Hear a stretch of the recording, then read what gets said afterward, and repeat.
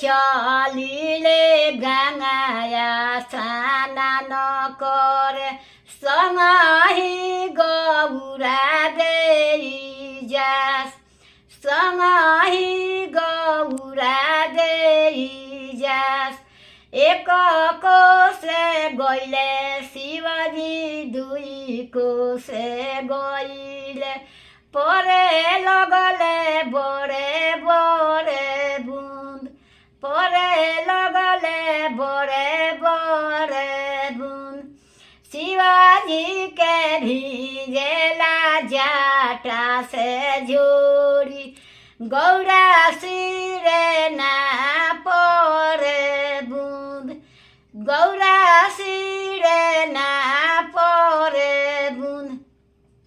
हम तैसे पूछिले गौ हम तैसे पूछिले